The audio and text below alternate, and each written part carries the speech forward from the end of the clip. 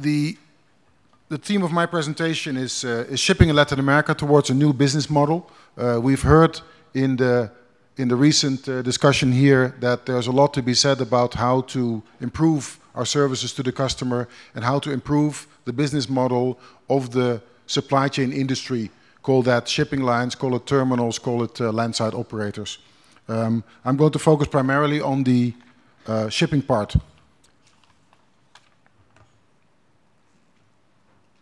First, a small introduction. I'm heading up Maersk Line's activities in Latin America with a strong emphasis on the commercial activities. We operate with numerous offices in the region. We are represented everywhere in Latin America. Our headquarters is here in Panama. We moved here in August 2012, taking advantage of the very attractive proposition that the Panamanian government offers to regional headquarters. And it so far has turned out to be an excellent decision that we moved here. I will focus primarily on 4 different elements of how to change the business model of the shipping business in Latin America. The first one being network optimization, the second one being trade diversification, the canal expansion and the redeployment changes that that offers, and the general outlook that we see for the Latin American region.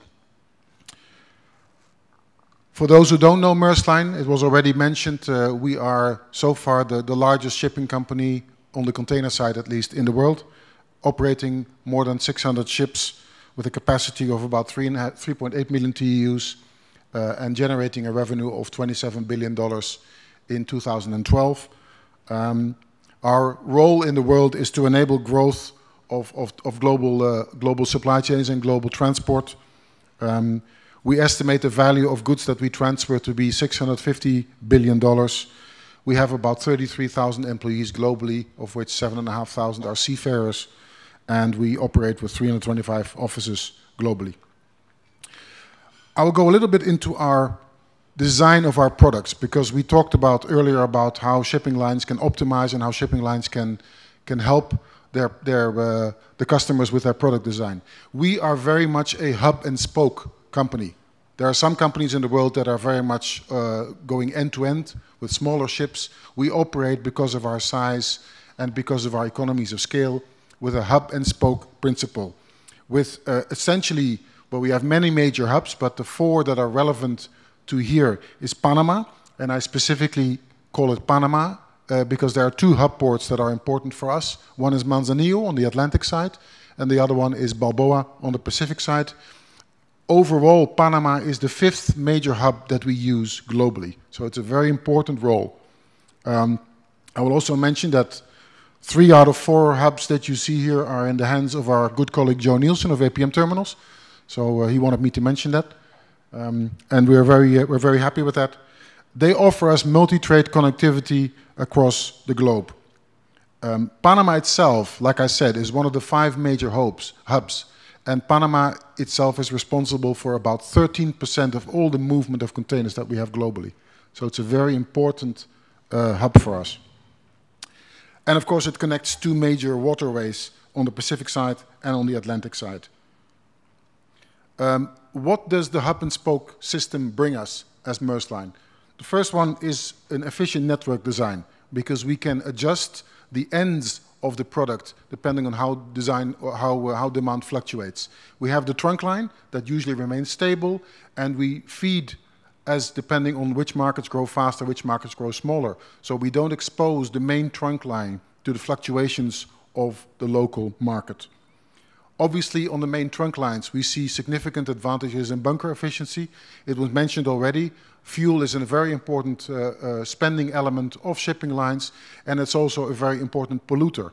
So from a corporate social responsibility perspective and from an economical perspective, the less fuel we burn, the better. It also helps us with new vessel designs. As you know, we are working with 18,000 TEU ships. Many of those are already on the water, and many of those are still in the pipeline. And also in those designs, we try to work with an economical model that is designed for optimal speed and the lowest possible consumption. And the trunk lines, because of the hub and spoke system, can always count with a very high utilization, which obviously brings the cost per unit down. And why do I spend so much time on the network optimization? Because I think that the network optimization is the key in creating value for the industry and is the key in success for shipping lines. We've seen that supply-demand fluctuations have been disruptive in the past when it comes to price setting. And as I mentioned on the panel, stability for many of our customers is more important than the rate itself. It's the fluctuation of rates going up and down because of these supply and demand fluctuations that can sometimes create the difficulties. Of course, changing deployment is not a simple exercise. You have to look at your demand fluctuation, but you also have to look at all the other things that you need to make the network a success. You need to carry your empty containers back and forth. Particularly this part of the world where we carry a significant amount of reefer containers, we need to have the capability to bring those reefers down. And of course, when you change your deployment, you have to figure out whether you have enough capability in your ship system to carry your empty containers back from where they are needed.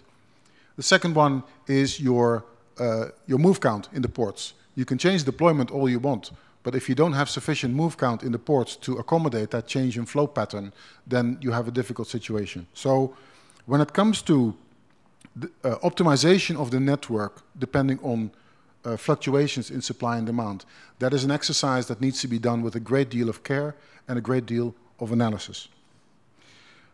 I'll give you some examples of where we have worked with optimization in the recent past.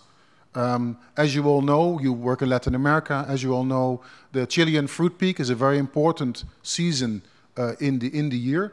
However, it is very strong and very well defined as a peak. It has a very strong demand in March and April, and then in the second half of the year it has very low demand. So to put capacity in place that covers both the peak but doesn't destroy the market in the slack, you look at seasonal deployment. And this year again we have deployed a peak loader that only sails between the hubs, in this particular case Panama and the Mediterranean, for a period of 6 to 8 weeks when the demand is highest. So instead of going straight into the market with a peak loader, we only sail the peak loader between the hub ports that we have to make sure that that capacity is optimally utilized and doesn't disrupt the market too much. The other example that we have is the sailings after Chinese New Year from Asia into Latin America. There's, for those who know the Asian trade, there's a very pronounced peak before the Chinese New Year. Then there's the collective holiday period in which the factories close in China.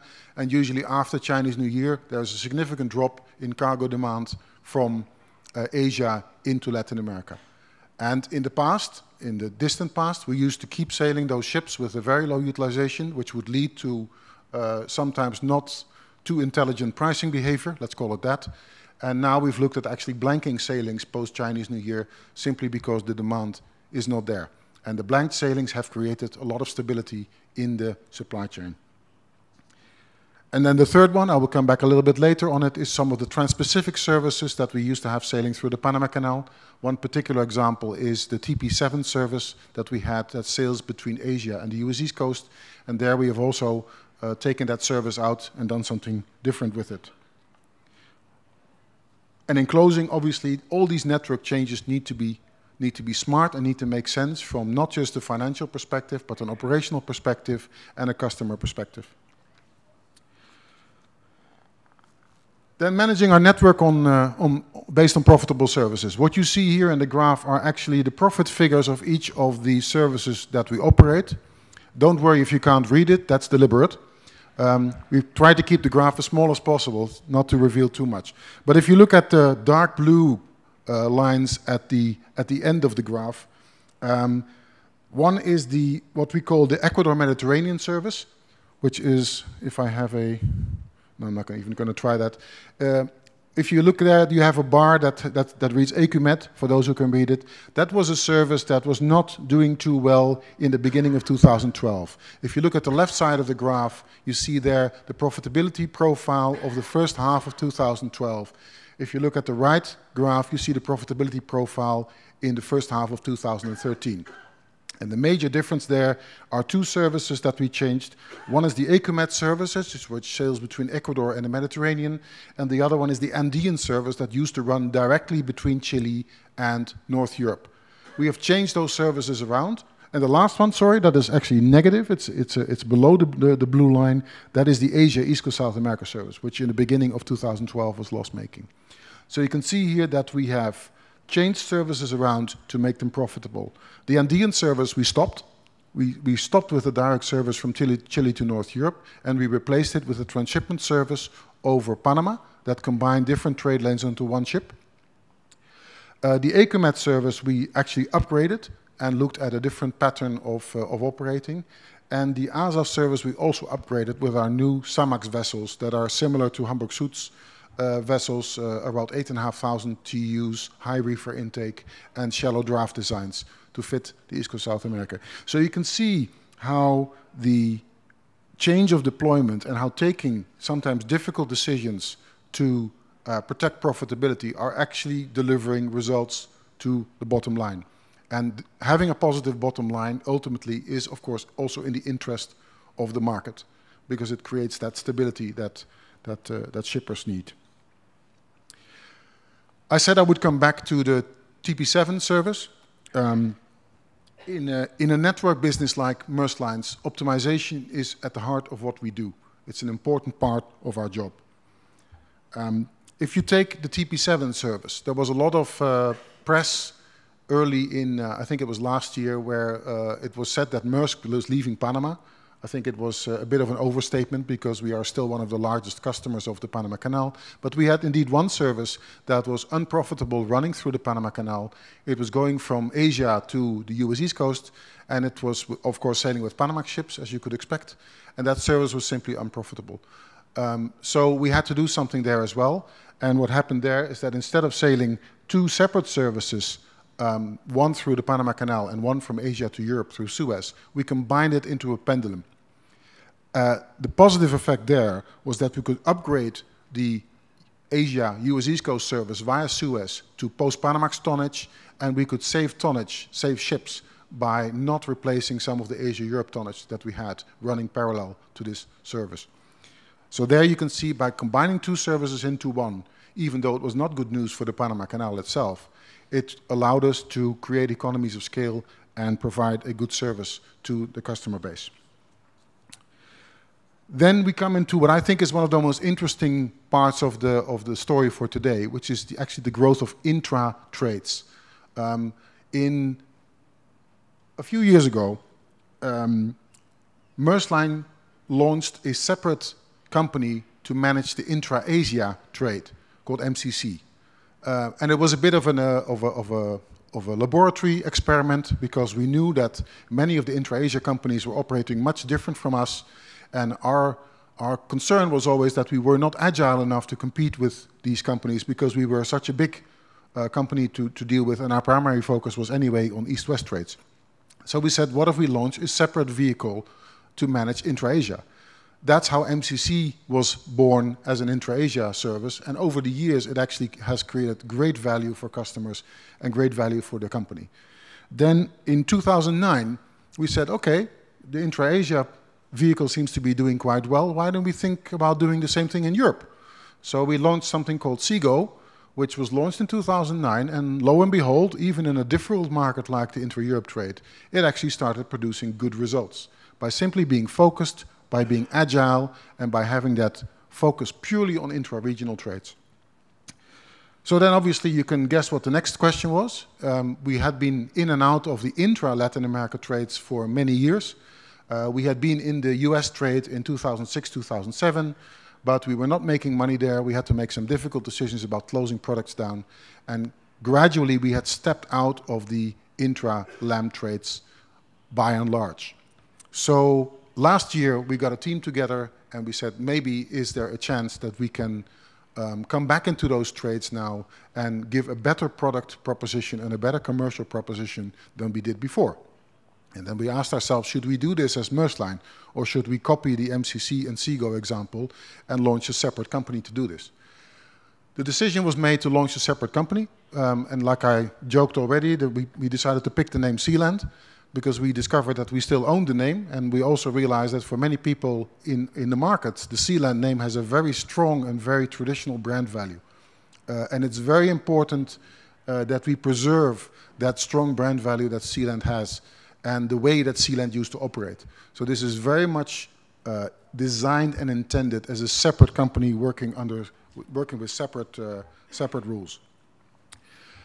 So here you see actually that we have these intra-regional products in 3 different trade lanes. And what is also a surprise to many people, that many people think of Maersk Line as primarily an east-west company. And you can see here that over half of our volume, in fact 51% of our total volume globally, does not come from east-west trades, but come from north-south trades. And this is not by coincidence, this is by design. The interesting part there is that, as the panel already suggested, the growth pattern of particularly the southern hemisphere and particularly the intra-trades is very different from the east-west trades. We're seeing the east-west trades slowing down in terms of growth. People talk about the new normal. People talk about a slower growth expectation going forward. However, in the north-south trades, and particularly in Latin America, Africa, and some of the other regions, there is still a higher than average growth rate that is happening. And in both of these markets, we are very strongly represented.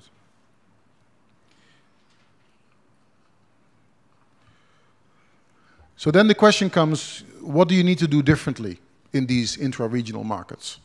If we oversimplify, I guess, the trade characteristics a bit, and we divide the world in east-west and north-south trades, then we can clearly see that east-west is very much about large, low-cost supply chain, very reliable, very predictable, operating in very mature markets that don't change fundamentally a lot. Very large customers, high degree of concentration with global customers, and a very strong service focus, but also a long-term mindset, less of an opportunistic, less of a short-term mindset, much more long-term contracting. Then we look at the north-south and the intra-trades. We see very much that the name of the game is agility, the ability to adapt to different and new market circumstances at short notice.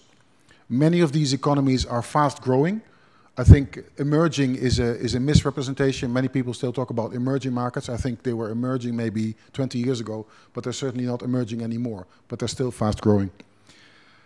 50% of the customer base in these north-south and intra-regional trades ships less than 500 containers a year. So the customer base is much more fragmented and much smaller, and there is less concentration of the customers within one set.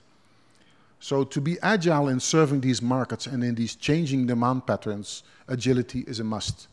I mentioned the Pacific Alliance already. I mentioned what Mexico seems to be, the success that Mexico seems to be having in taking a bigger role in the intra-Latin American growth. To be ready for that, you must be agile and ready to adapt. And the infrastructure must be ready and agile as well. And we also see still that there is a somewhat shorter term mindset in the intra-regional trades than there is in the big east-west trades.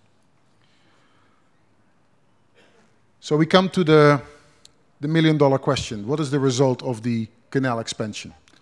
All the shipping lines, I'm sure, in the world are preparing scenarios for what happens with the Panama Canal expansion and what the capabilities are that the Panama Canal can offer. Obviously, themes are around economies of scale, themes are around lower cost, themes are around combining trade lanes and trade flows into fewer but larger ships. Lower unit cost, more efficient ships, potentially decreased frequency, because if you have 2 Panamaxes sailing through the canal, going from the same origin to the same destination, then obviously you will seek to combine that into one ship, but then you may have to sacrifice on frequency, depending on the number of loops that you have. I will say the following, and I've said it in the media all along.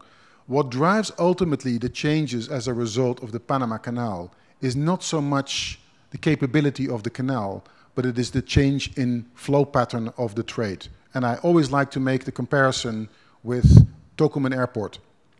If Tocumen Airport tomorrow launches an investment plan to upgrade the airport to accommodate Airbus A380, then that obviously creates a huge amount of possibilities for the airlines. However, the airlines will ask themselves, why would I send an Airbus A380 to Panama?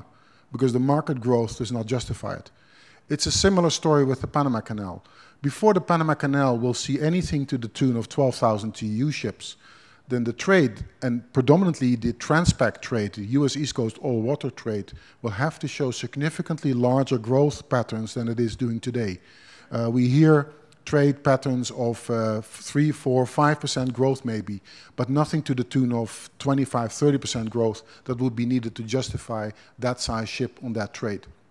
So do I see opportunities in terms of scale? Definitely. But it's not going to be explosive, it's not going to be drastic, it's not going to be sudden. It's going to be a gradual growing with the trade depending on how the trade patterns evolve. And the way I see trade patterns evolving, particularly between Asia and the US East Coast, it's going to be single-digit growth for the next 5 to 10 years. So I think that's an important consideration to make. Then looking at capacity optimization. Many journalists talk about Latin America as a cascade ground of east-west trade ships. I always like to say that I think that that station has passed a long time ago. Our colleague of Hamburg Süd is already sailing with 9,500 TEU ships. We are sailing with 9,500 TEU ships. I think the next phase would be maybe 10, 12, 13,000 TEU ships, but it is not a market in which you can cascade a obsolete 20-year-old 6,500 TEU ship and expect to make money. This is for several reasons. A, the older ship needs more maintenance and repair, and my colleague already said something about the cost and availability of maintenance programs in the ports. But also, many of the shipping lines are investing in state-of-the-art, modern, superposed Panamax tonnage, with high reefer intake, shallow draft, economical engines. So that's the new benchmark in terms of competition. It's not the days where you could cascade a 6,500 TEU ship and expect to get rich. I think they have long gone. It is much more around trade-based investment, specific investment for north-south trades, and particularly also agility of ships that can deal with shallow draft, with non-availability or low availability of cranes, which is still the reality in many of these ports. We have ourselves invested in 16 of these. They are shallow draft designs with high reefer intake, and they are geared particularly towards the east coast of South America. The high reefer intake in this context means carrying 1,600 reefers, live reefers on one ship, and that has happened already. That is a record that has been set already. So that's an important one. And it does make us think about the traditional barriers that we thought existed. I've been in Latin America and connected to Latin America a very long time, and if somebody would have told me that you could sail a 9,500 TEU ship into Buenaventura, I would have told him he was crazy, because the best thing that I could remember was something to the tune of 1,700, and you would get stuck in the mud. Now we see actually, and we've done it, we have sailed a 9,700 TEU vessel into Buenaventura and out. And the last news is probably the best news.